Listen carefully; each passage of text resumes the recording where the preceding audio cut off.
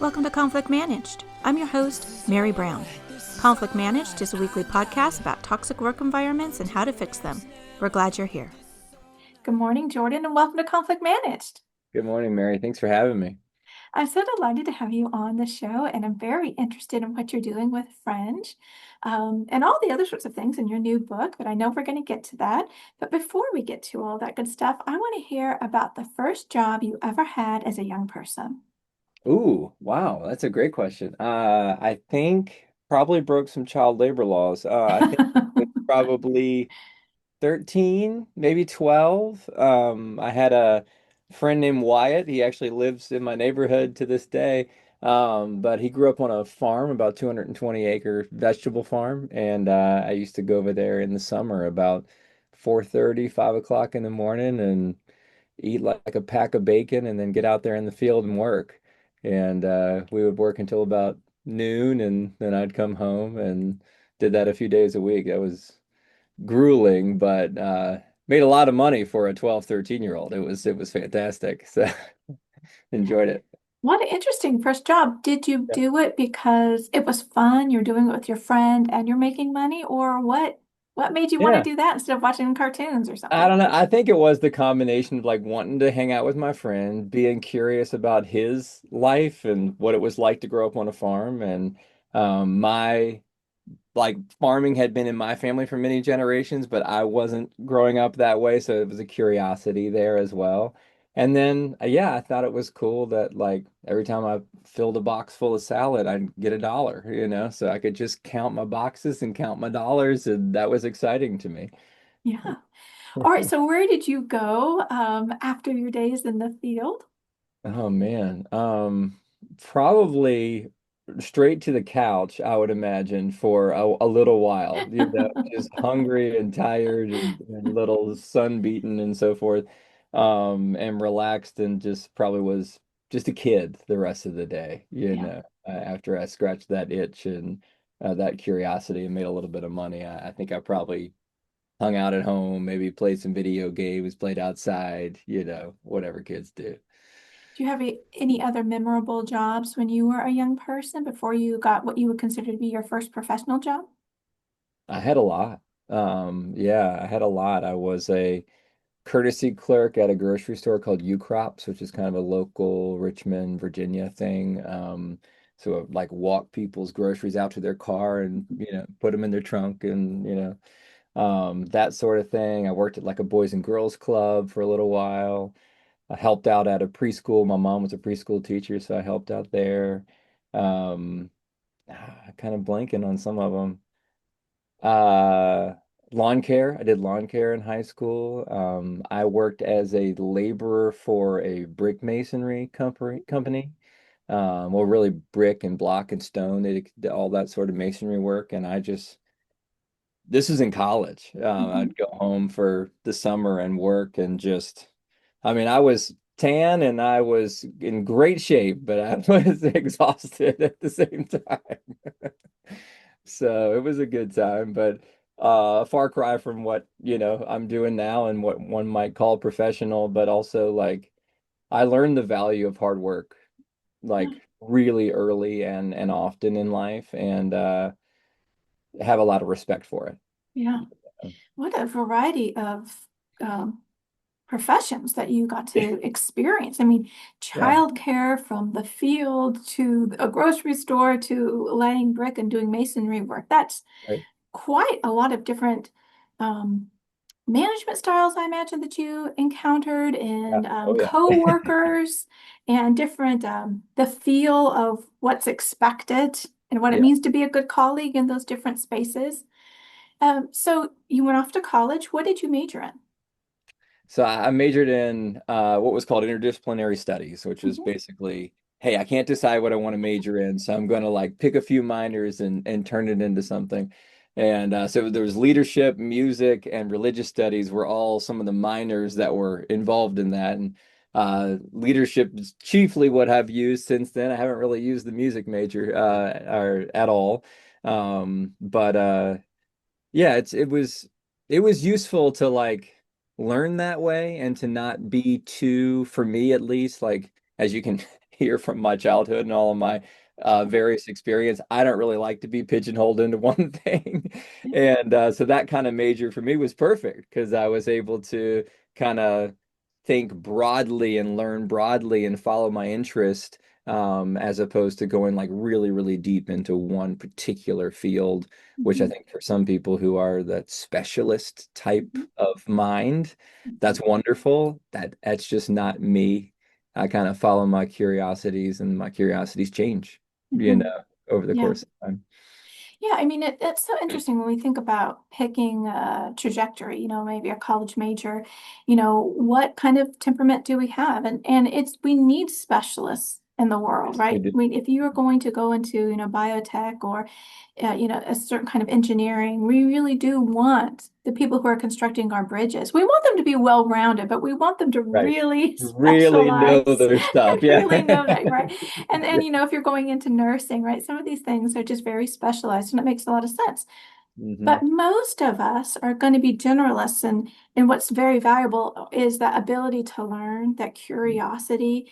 And we know change management is the name of the game. And so if you are in the business world, that agility and the ability, not only the ability to change, but not always begrudgingly, right? Right. So Yeah. being with it and being curious and knowing that change is on the way, I'm learning this, but I can move to this, that, or the other. So these transferable skills and so philosophy is my background, and Oh, really? that I see people who go into the humanities or liberal studies or Mhm. make their own path.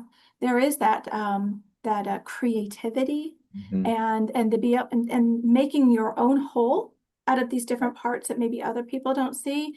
But that's how we get advancements by seeing around and making something, this Yeah. creative endeavor. So yeah, there's a place for all of us. Yes, there is. We don't all have to be the same and follow the same path. In fact, that's not good for society if we do. We Right, really should follow different paths right, to absolutely. be a more well-rounded group as a whole. So what did you do after college? So I got into nonprofit work right away with a group that I was involved in as a college student. So I had like a particular passion for this kind of mentorship of college students and helping them kind of choose their path and figuring out where they wanted to go in life and kind of what their worldview is and that Mhm. sort of mentorship. Had a spiritual aspect to it as well. And that was great, like I got to stay around my college town for an extra 4 years Yeah, and experience that, but not have to go to class, and hang out with college students and do have a college student type of schedule, right. almost. Uh, and I had to work, but it was a lot of fun, and it was a good transition time for me, to take another step towards like real adulthood, like just managing my own schedule and time and finances and making those decisions and so forth. And college does that, to an extent. But you got your roommates and you got your like crazy staying up till 3 a.m. stuff, the stuff that like doesn't match up to adulthood really, Right. Right. and so it was a good like next step of like, well, all right, I'm still in the same town and I'm still around that, but I've got to be separate from that and be something new, like Yeah, a like an adult, right. So that was a neat experience, and I did, and that actually took me to Australia. So I did that for 4 years at Virginia Tech, and then they had partnership universities in Melbourne, Australia. So my wife and I went over there and spent a year there. And then after that, we jumped out of that work and I wanted to start a company. And I had never started a company. No one I even knew had ever started a company, I don't think. I just didn't grow up in an environment of a bunch of folks like that. Um, and uh, and so I was like, well, I don't know. What do I like? I like food. I would start a restaurant. Let's do that. And so I decided I was going to start a restaurant with never having worked in one and having no knowledge or experience of that industry, but I just figured I could figure it out, which was a bold and confident thing. And thankfully, after going to an investor and asking for money. I think I asked for like $150,000 to like help me get started. So I had no money. I was coming out of nonprofit and like I'm just like, I'm gonna do a thing. Like somebody give me money. And the guy goes, "Wow, that's bold." He was like, "I actually love your idea, but I would never invest in someone that had zero experience. And like, I don't invest in first-time founders, period. So no offense, but I really like it and I love your boldness. Let me introduce you to the restaurateur that I do invest in, and maybe he can help you and like set you on a path." And so he did. And then that gentleman, he hired me to come in and wait tables, tin bar, work the kitchen, and then I was assistant manager, then I was general manager at a new restaurant. And I learned the entire industry, and I was like, I hate this. I don't want to do this at all. And so thankfully they saved me because I did not want to do that, but I still wanted to start a business. And then I kind of slid into this financial planning world, and one thing led to another. I started my own financial planning firm with a partner that I still work with now in Fringe. About a year into that, Fringe came up as an idea, and then we started the company that I'm running now. And that's the rest of the story. I'm happy to talk about too, obviously, but that's kind of all the in between parts. Yeah. What a wonderful story. And one thing that this jumps out to me is that you spent this 4 years of post-college mentoring Yeah. young people as to what they want to do. And then that was, in a way, you paid it forward into the world, and that was given right back to you Hmm. by somebody saying not only no to you, but no, and then this person showed you the ropes and opened your eyes, right? What wonderful mentoring, because I can imagine you're young, you're in your probably in your 20s, you're like, this Yeah. is a great idea, and maybe it was a great idea, but people with experience knew, well, you gotta do this stuff and then see if you still want to do it. And so to really invest in you Yeah. and so that you could decide what it is that you want to do next. Yeah. That's wonderful. What a It was gift. cool. I learned a lot, and not just about the restaurant industry, but also just as I reflected on that experience, I learned that having that boldness and courage to just go and ask Yeah. actually gives people respect for you. Mhm. Like they would Yeah. not have hired me to do that and brought me in and taught me all that stuff if they didn't think that there was some spark, some hope that I might be useful and Right. helpful to their enterprise. And the only evidence they had of that, because I had no resume to speak of, was this guy is crazy enough to come in here with a fully fledged restaurant idea and like architectural drawings, and he's never even waited a table. So I think sometimes going out on a limb and just being bold Yeah. can really help people notice you, Yeah. and go, because I'll tell you, leaving full-time ministry and trying to get noticed in the Yeah. business world, not easy. People look at the resume and they're like, "What? You worked with college? You just hung out in a college town for 4 years? I don't understand what this experience means, you Yeah. know?" And so honestly, I didn't have much of a choice but just kind of start my own thing, or like, plow a field, to use the metaphor there, of my own, and just figure something out. Yeah. Well, they say in a good story, show, don't tell. And Mm, sometimes we just expect people, because we know we're fabulous and we've got these great ideas and we're going to add value, that somebody's going to come to us, right? right. Because we're here, we're here, world, use Yeah. me. I want to do these Right. things, you know, and we're waiting for that.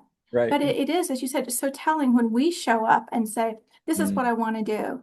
mm, And, and, and, and that is arresting in a very good way, right. because so many people are passive and they're just waiting to be noticed. But if you Right. say, hey, look at what I've got, then someone maybe with more experience can say, I see what you're saying, and you've Right. got something. Well, let's try it out. Let's see where we can put you, because you Yeah. want to be used and you are coming to me instead of me having to look for you. Right. It makes a huge difference. I mean, I, Mhm. I know now on the flip side, like as a CEO running a company, the people who come to me, I notice. Mhm.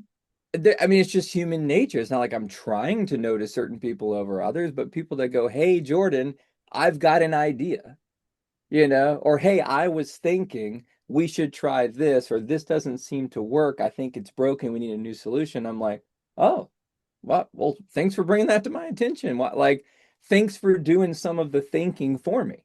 Because there's a lot to think about, a lot of decisions to make, a lot of things to solve all the time. And so, yeah, it is. I think, fortune favors the bold, as they say, Mhm.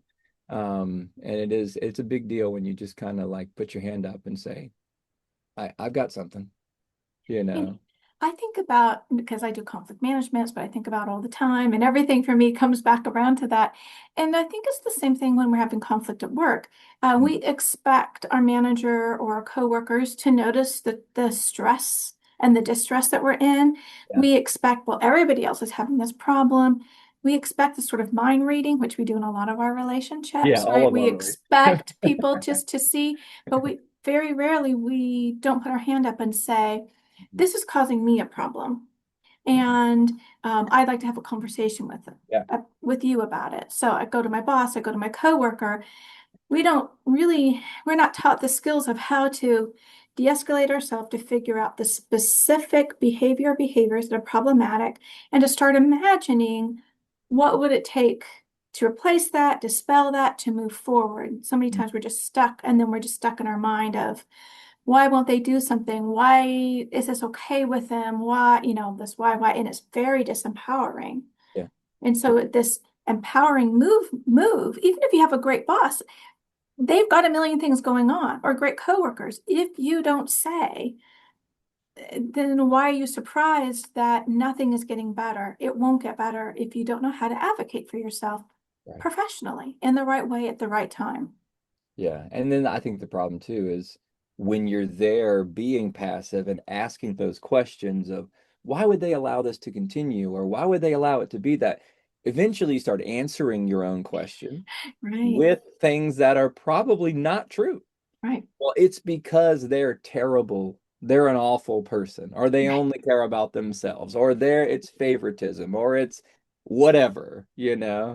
And usually, I would imagine, now you tell me you're the expert, but I would doubt in a conflict, it's good for me to answer my own questions about the other person's intentions. It's probably better for them to answer those questions, I would guess.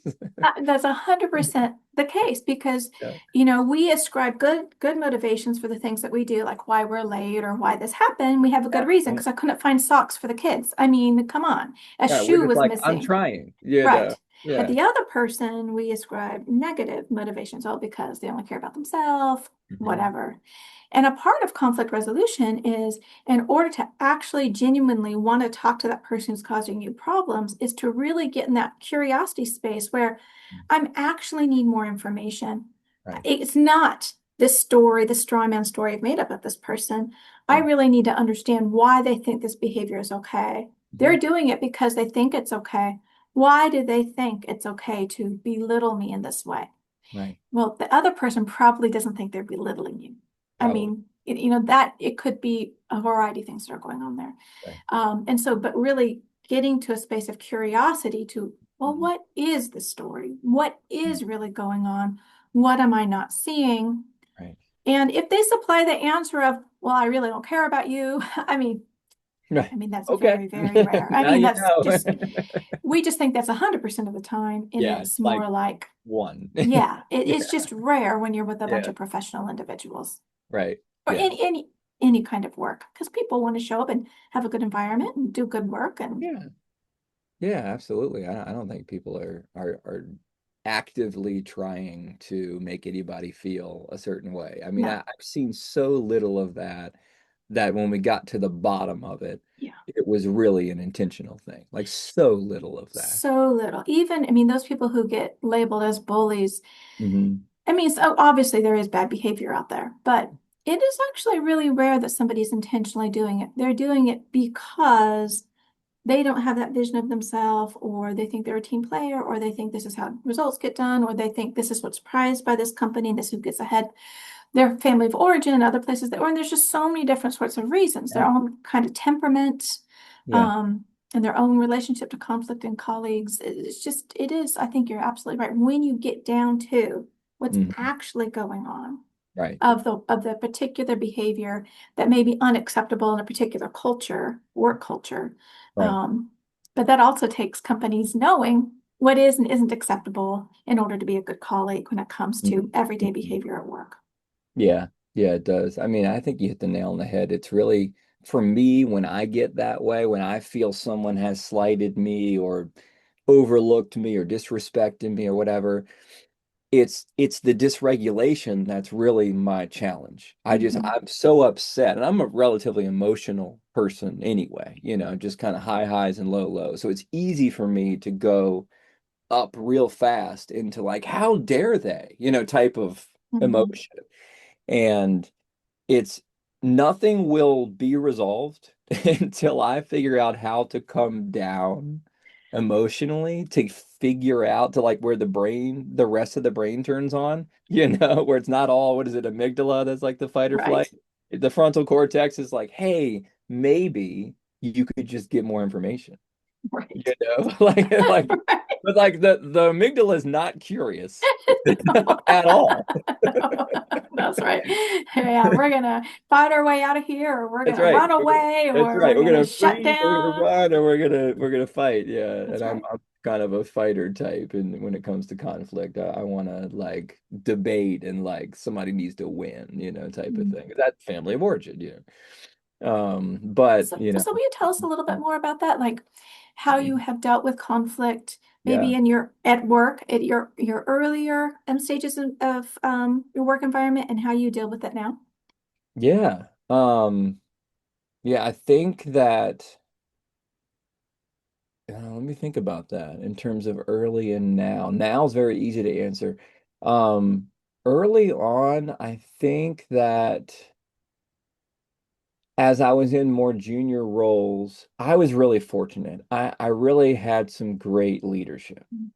Um, and most of the time, my leaders knew what they were doing and what the right direction to go was. But all the time, I felt my leaders cared about me.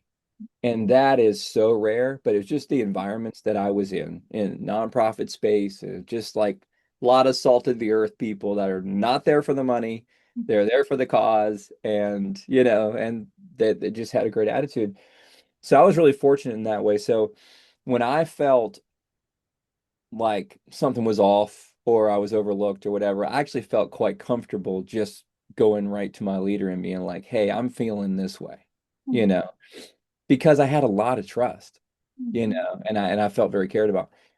Now is a really interesting situation. So I'm co-founded a company with three other guys that are 20, two of them are 20 plus year friends of mine. Another one, and we've been friends for like 12, 15 years, is our second company together. So there's a lot of friendship there, which means a lot of trust. But the issue for me is I wasn't always their boss. I was their peer. And Mhm. then one day, all of a sudden, I was the boss. Mhm. And that, I think it's hard for everybody. Yeah. But for me, what's been so hard is I I'm so worried about overstepping and like messing up the friendship, Mhm. sometimes that I won't bring a conflict to bear. I won't say, things are going this direction. I don't like it. I want to go this way. This is the thing, and I'm slow to kind of bring my own desires and needs into the situation. Where it's just one of those things. It's like an absolute blessing to work with close friends, and it's been good in 95% of ways. But that 5% is this piece. Yeah. It's like we hesitate to get into conflict. Yeah. Once we get into conflict, we're very good at getting through conflict, you Mhm. know, because we've had years and years of practice, but we hesitate, to Yeah. go there. Um, and or at least I do. And so it's been an interesting thing. And so lately, we've just been setting up systems like literal, just like, hey, let's write to each other. Like, so once a week now, I'm writing, here's all the stuff I'm thinking about, worried about, frustrated about, like just brain dump here and just giving that to them. And then once a week, they're writing back, here's what's going on in my area of the business, what I'm struggling with, what I need from you, how I need some more support in this way or that, and sending these messages back and forth to one another to make sure the lines of communication are open. You Mm, know, and I feel like that's where a lot of conflict comes from, is that we just make assumptions yeah, about each other. We don't really know, because we don't really share. yeah. And when we do share, we often use this corporate speak that isn't really English, that isn't really like exactly what we mean, Yeah. you know. And so we have this phrase at Fringe, like don't be corporate. Like that's a thing that we'll like hashtag at each other, to like encourage each other, like just stop with it's professionalism covering up toxicity. Mm, Like it's like what's underneath the surface sometimes of that like corporate speak that we do to each other. It's mhm. actually like there's a bunch of conflict under the surface, but Yeah. nobody wants to touch it by saying anything real, Yeah. you know? And so I think it's part of why we even have developed, I think, a corporate language, in the West is to Mm, kind of like mask the emotional stuff, mhm. a little Yeah. bit. And keep it on the surface, and oftentimes more on the surface than is healthy, in Mm. my opinion. That's really interesting. I haven't thought of it that way, but I think that you're right. Something that you said is with the leaders that you experienced, you had a lot of trust, right? And now you have a lot of trust with this friend group that you're in business with, Right. and now you are the boss. Which Yeah. anytime there's a power differential, friendships do shift. This because in order to have friends, you need to have a similar power base. That's typically how friends work. So that's a Right. really delicate It is. difficult line that you're on. But Yeah. where there is trust, there can be honesty. But Hmm. where there is a lack of trust, why would we expect people to really be honest? Right. Because I'm paying my mortgage. Like I don't have the luxury of telling you, even kindly, what I really think if I don't trust that you have emotional regulation, that you are emotionally intelligent, that you really have my interest at heart, Yeah. because then you could just be offended and fire me. So, Right.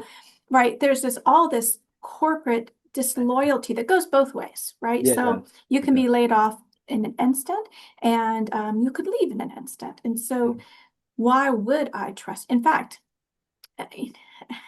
there are some colleagues that I know who want to put people together and say, okay, now we're really going to tell the leader what we think. And I say, absolutely. I would never do that. I mean, this is a safe space. Why would you think this is a safe? Like you, no, that's just not how, once things are out, Yeah. you do have to be careful at work because it is a work professional environment. But you're right.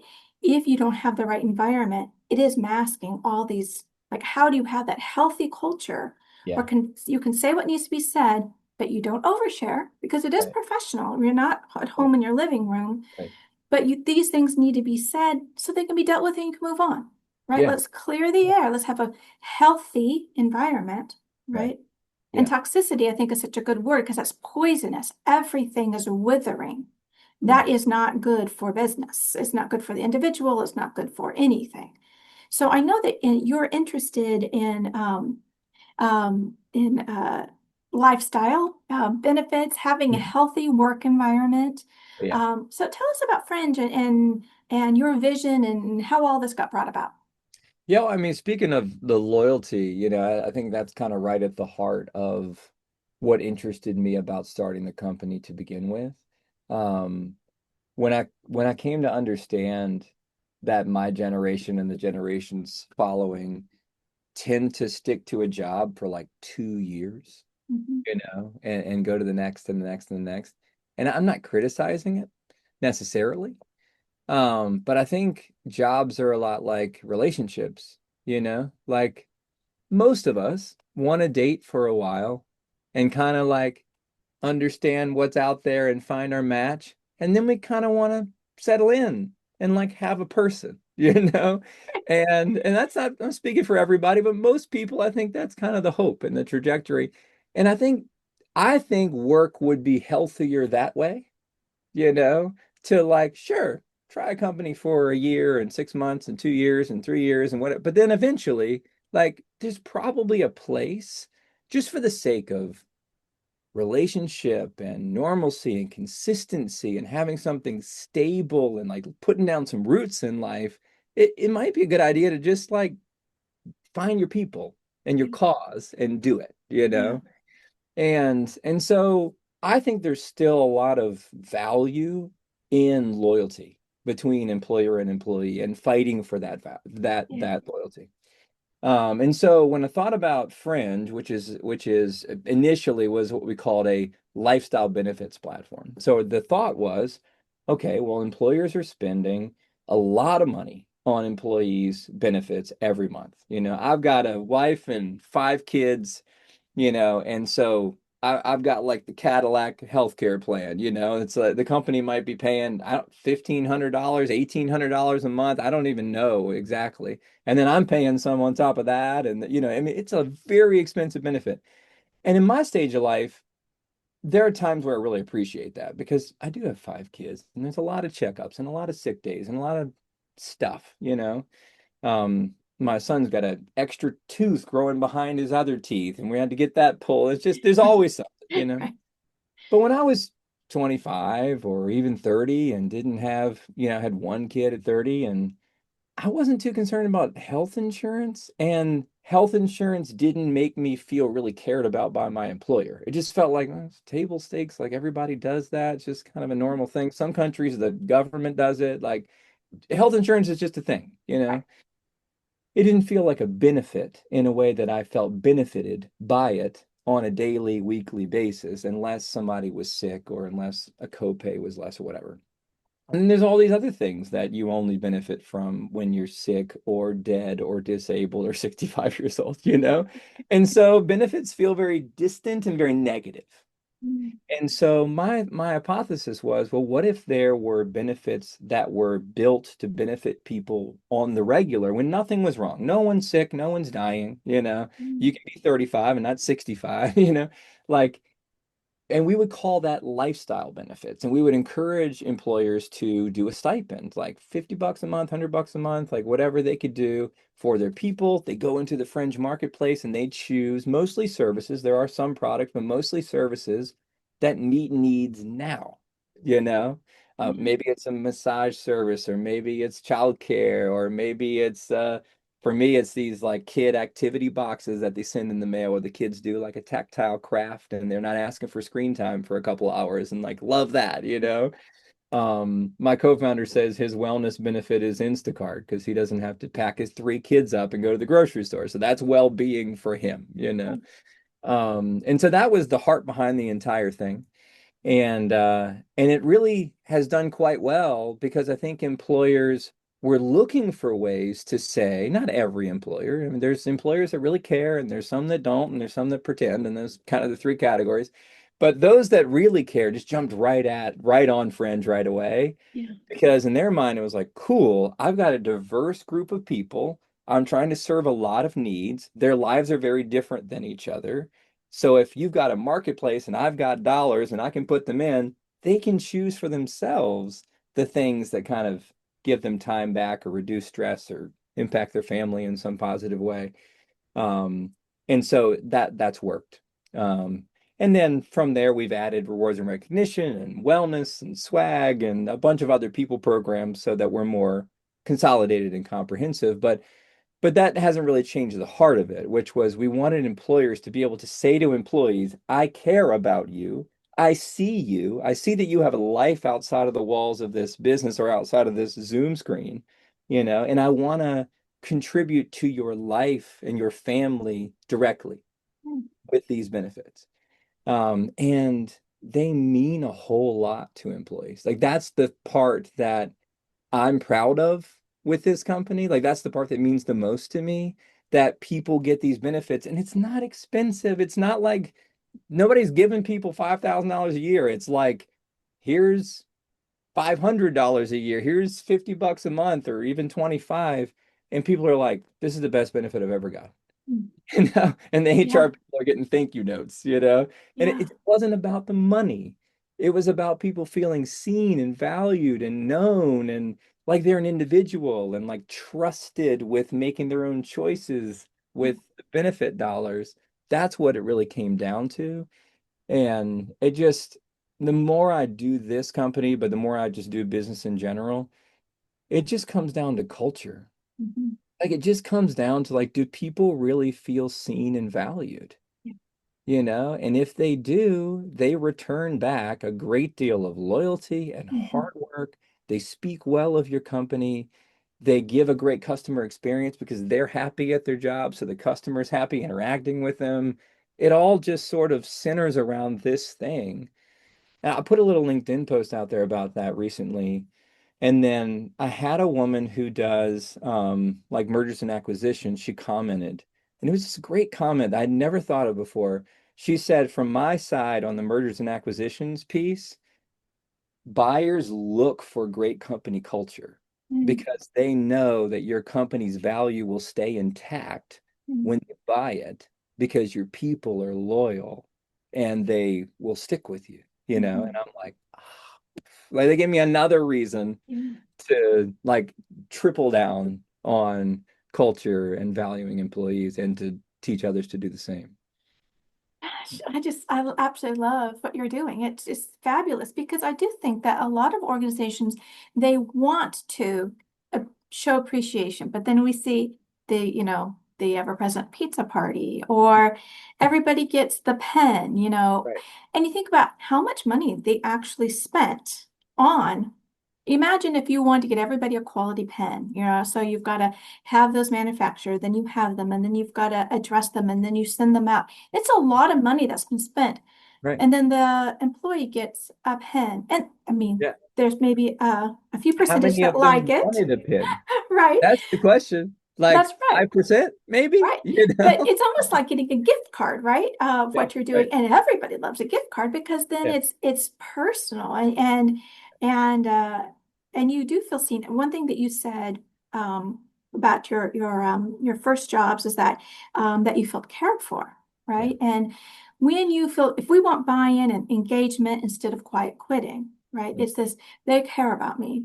It doesn't mean we're a family or they want to be my best friends, right? We're right. not looking for that, but that's not the kind of work culture, obviously. But that I'm seen, I'm valued, right? And so if you want innovation, creativity, buy-in, high productivity, collaboration, because we're all better when we work together. How do we work together? All of these sorts of things, right? That this company culture, instead of what happens when we're not actively promoting a good culture, everything's in the process of falling apart. Yep. And so you have disintegration and things naturally, we're going to have conflict. That's not the problem. It's when we unmanage it and when we don't manage it. And when we're not paying attention to our people, they will feel not paid attention to. Mm-hmm. And as soon as an employee starts that mantra in their head, they don't care about me. They don't Right. care about me. They are disengaging. And then they're either going to stay and they're going to be disengaged, which is not good, or they're Mm-hmm. going to look for something else. Right. And um, and if we want the opposite, we really want all of what that person could bring to the table. How do we meet that person? Yeah. And most professionals want to go to work, do a good job in a good environment, Mhm. contribute, be seen Right. and invested in when they have a good idea. And that's that kind of synergy where it's good for the organization. It's good for the organization to be loyal to their people.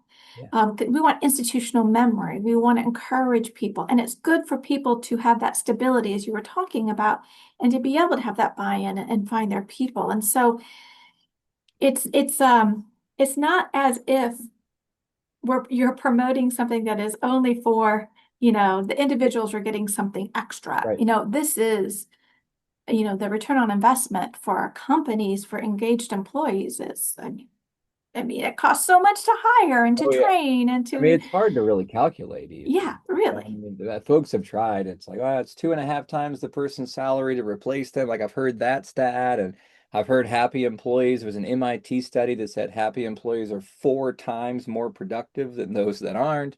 I've heard, but like, I don't know what the math is exactly, you Right, know?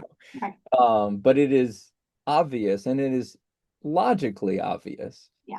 that Yeah. when people are happy, they are engaged, and when they are engaged, they are productive. Yeah. You know, I think we just run from feelings we don't like, Yeah. like they're disengaged because they don't like the feeling of the work. Yeah. And so they run from the work, because when they're doing the work, they feel a friction, and friction's not supposed to be a bad thing. That's how energy is created. Right. A Right. lot of times it's through friction. But we perceive any friction to be something to run from as opposed to it be explored, Yeah. or part of the creative process. It's like we disagree. That's not an emergency, like Right. that's just an opportunity to learn something on both sides and to solve a problem and maybe compromise, or maybe someone swayed the other direction and go, oh, you know what? I never thought about it that way. You are right. Let's do that. But I think it's, yeah, without the practice of kind of like metabolizing that friction and Yeah. using it as Yeah. fuel as opposed to running from it. It's just like you said, things are just disintegrating, or they're building. There really isn't like a neutral that I Yeah. can find in business or even in my own emotional and mental health. Like Yeah. there's no neutral. I'm kind of you kind of spiral up or you're spiraling down as a culture, you know. So I wrote down institutional memory. Thank you for that. That's a new one for me. I was like, ooh, I like this phrase. Yeah, I love that too. This idea of, with creativity and working as a team, that Yeah. one of my missions is to normalize conflict. We Mm, have had it, great. we're having it right now, we will have it in the future. And conflict Yeah. is not the problem. In fact, if there is no conflict, that's actually a problem. That means that you're not hiring a diverse amount of people. That means that people don't feel like they can say anything to the person in Yeah. power. That's not good. That means that Yeah. they're not saying it to you, they're saying it to each other, and now we've got gossip, right? So you're going to have conflict. That's just normal. We don't have to have anybody else to have conflict. We're Yeah. conflicted within ourselves, right? So Yeah. it's part of the True. human condition. We're going to disagree. And if we've hired well, we should expect that not everybody wants to do the same things because they don't have the same background, the exact same way of how we're going to get to where we think we need to go. Right. So we should normalize that, expect it, and then teach people how to disagree well, because Mm, that's an art. How do I disagree well and maintain my working relationships, be a good colleague? When do I fight for the things that need to be fought for in a professional way, right. that is respectful but is also impactful, Yeah. and having those difficult conversations. And as you said, we only have them by having them. So the more we are experiencing the friction and people aren't losing their jobs and people aren't being yelled at and people are being encouraged to Right. share. Yeah.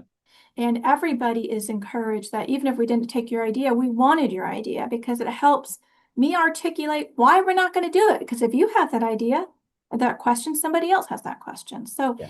I think setting this culture and the expectation of continued dialogue and Yeah. doing it in the very everyday small Yeah. can help us to do it when big things happen. Mm, Um, yeah. and and if you don't have dialogue, what are you going to have? You're going to have silos. You're going to have silence. You're going to have people monologuing. Yeah. You're not going to have a healthy work environment.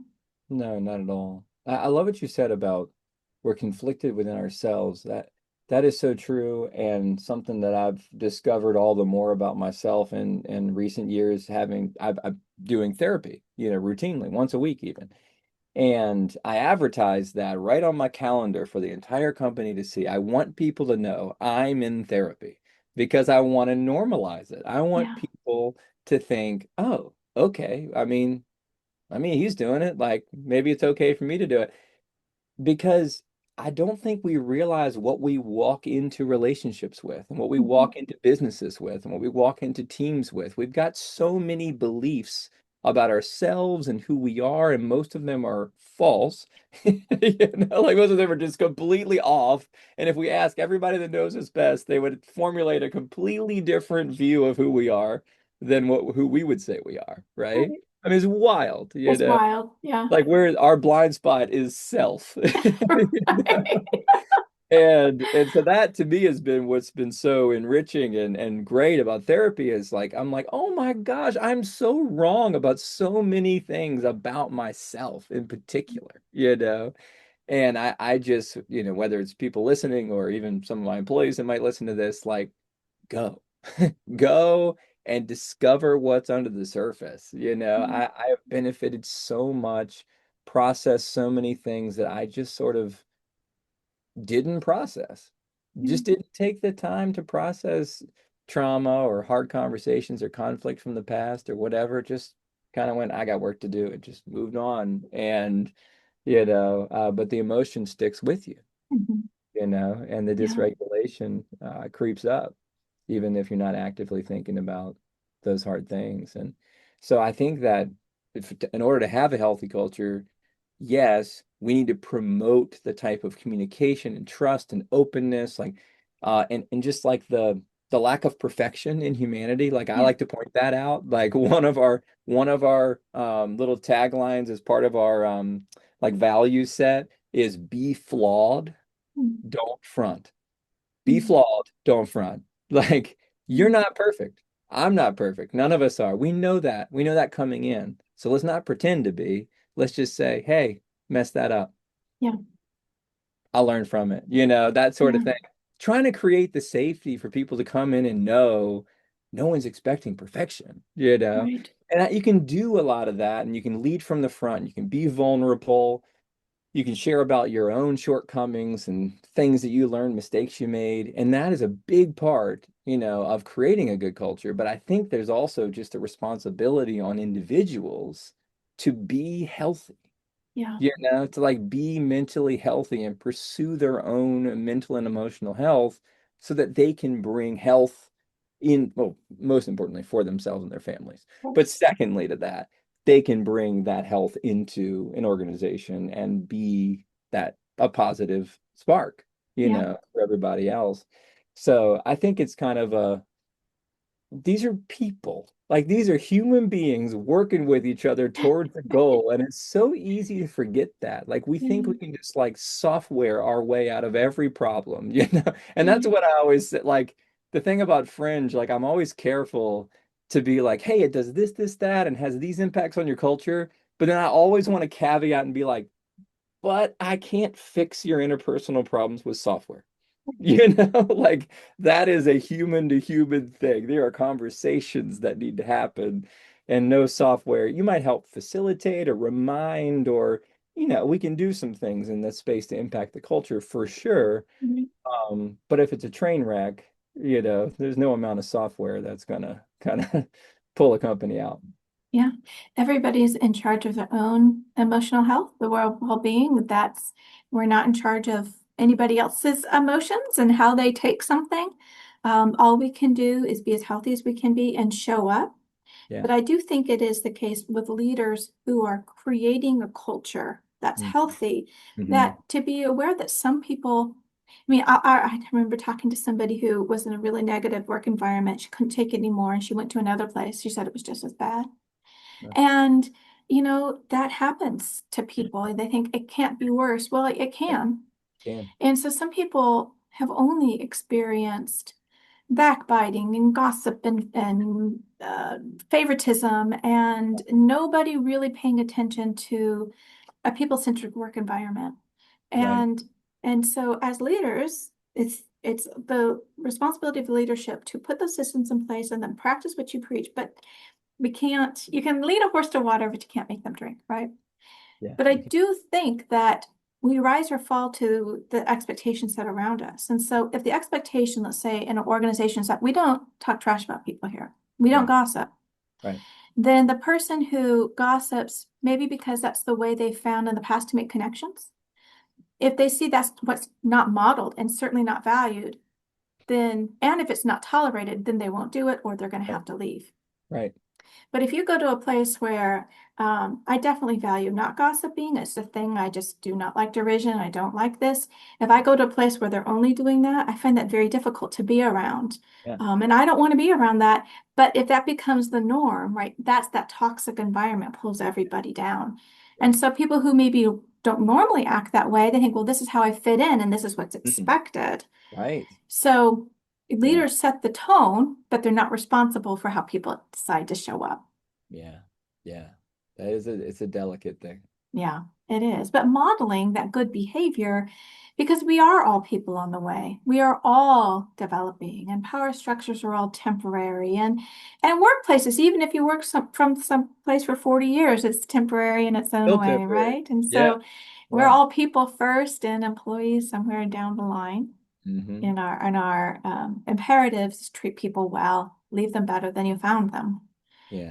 And whether it's your colleague or your client, right? Right. And I'm a firm believer that, if we help people in our work environment, if we have a healthy structured work environment, we help people know how to deal with conflict early, often swiftly and justly. And we have this environment and where they are cared for and encouraged to care for others, then that trickles down into their families and into their communities. Because when things are going well at work, then you take that home with you. And when things are bad at work, you take that home with you as well. Hmm. Yeah. So, And vice versa, I'm yeah. sure. Yeah. So, Jordan, will you tell us about your book that's Well, coming okay, out? so yeah, coming out. I didn't want to imply that it's done.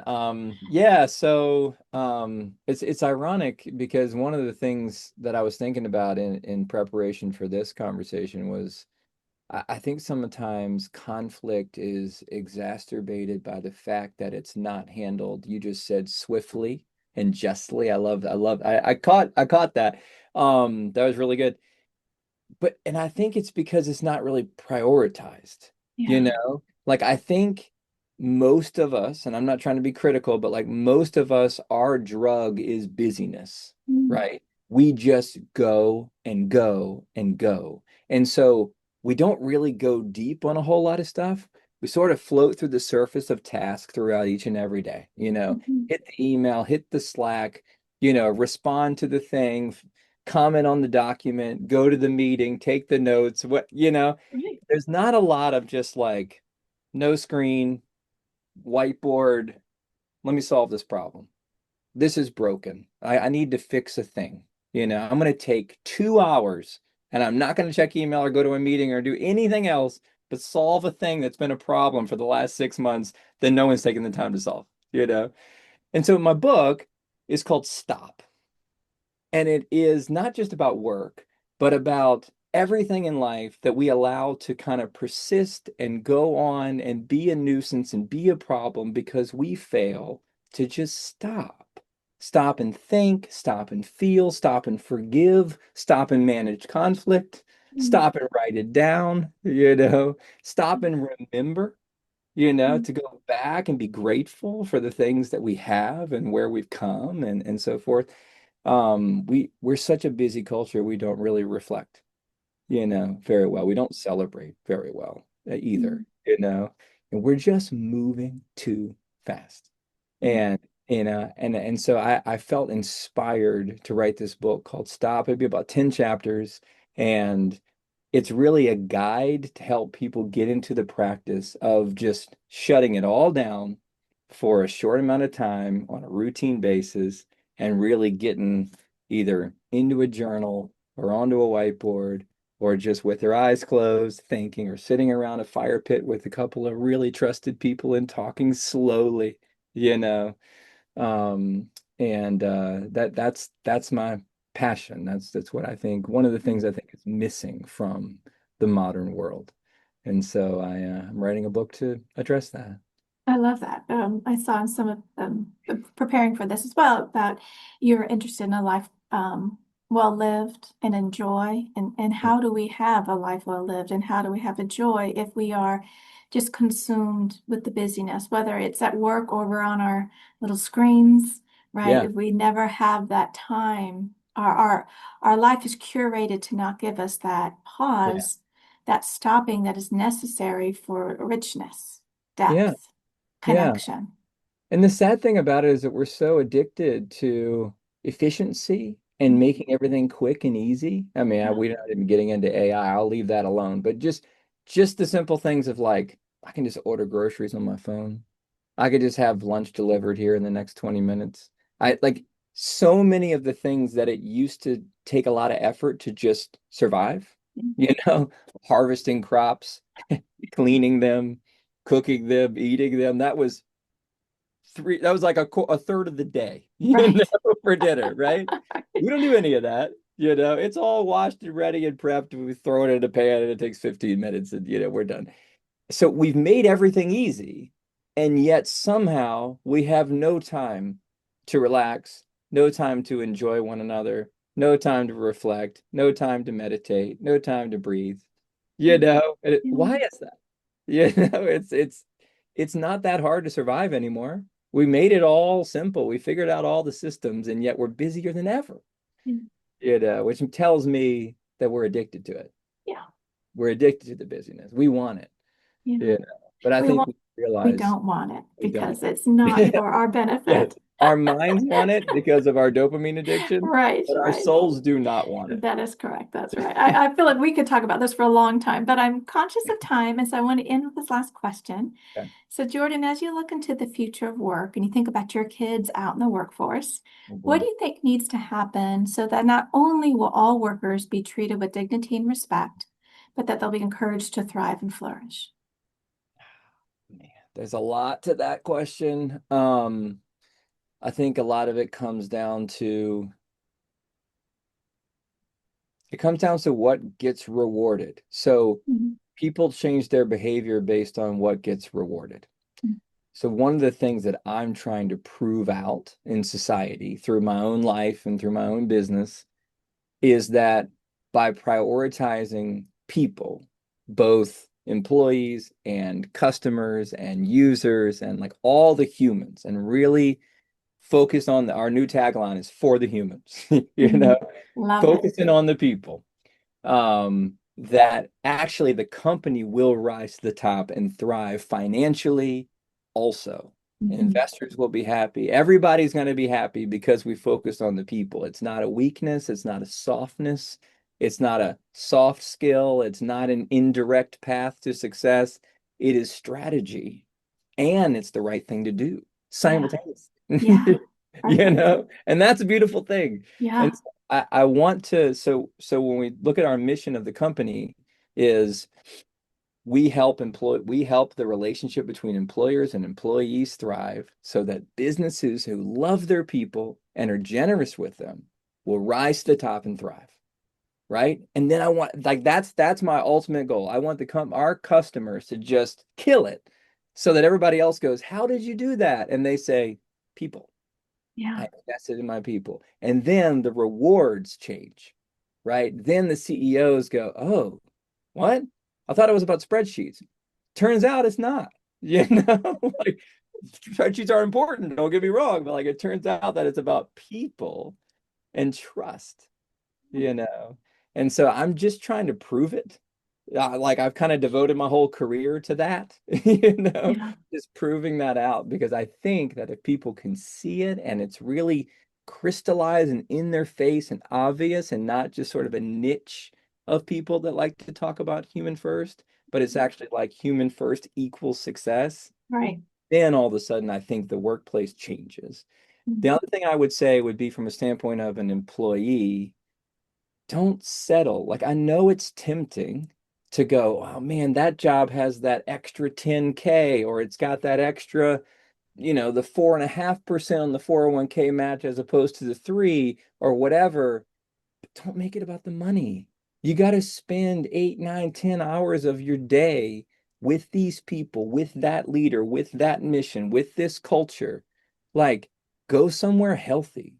Mhm. Find a job on the basis of you will be healthy in it, and if that means sacrificing a little bit of money, hopefully it doesn't. But if it does mean sacrificing a little bit of money, sacrifice the little bit of money, Mhm. because money is not the be all end all in this world. Mhm. Like that, it does not make you happy. Definitively, I can tell you it doesn't. It just doesn't. Yeah. But working in an environment where you feel seen and heard and valued and cared about, Mhm. that does make you happy, Right. for 8 to 10 hours a day. And then you go home and you're in a much better place to address family and children, spouse, whatever, whatever's going on. So that would be the other piece. It's about the leadership, and then it's about the people demanding more, expecting more, and not being willing to just sort of fall into jobs where they go, well, it's going to suck, but the money's good. Yeah. You know, Yeah. like don't knowingly do that to Right. yourself. Like, why would you do that? So I think it takes everybody. Mhm. It takes everybody to kind of ri raise the tide of how people are treated. Absolutely. Yeah. Well, Jordan, thank you so much for spending this time with me. I really enjoyed our conversation and I just love this business that you're up to. Fringe sounds fantastic. So I encourage all listeners to go check it out. Thank you so much, Mary. I really enjoyed it. For anybody listening, best way to engage with me is just hit me up on LinkedIn. That's where most of my content exists. So I'd start there, and if it's interesting, then follow along. That's fantastic. Thank you and take care. Thanks, Mary. Jordan, thank you so much for being on Conflict Managed. What a fun conversation. We talked about so many different sorts of things, and your answer at the end of what we need in order to have a healthy work environment, I just love it. What do we value? What are we going to reward? So, what are we rewarding? I think that's something to really think about. What do we reward as colleagues and people in an office environment or when we're working in as leaders? What is being rewarded in your organization? Something to think about. So I encourage you all to go out and look at Jordan's information on LinkedIn, Jordan Peace, and Fringe. What a great organization. Conflict Managed is produced by third-party workplace conflict restoration services and hosted by me, Mary Brown. You can find us online at 3pconflictrestoration.com. Come back. We have new episodes every Tuesday. And if you would like or subscribe wherever you listen or watch this podcast, that would be great. We are on YouTube, so you can watch this conversation with Jordan and I at 3P Conflict Restoration. If you haven't had a chance to check out my latest book, How to Be Unprofessional at Work, Tips to Ensure Failure, it's 80 tips of what not to do. It considers what to do instead to have a healthy work environment. Our music is courtesy of Dove Pilot. And remember, conflict is normal and expected. Let's deal with it. Until next time, take care.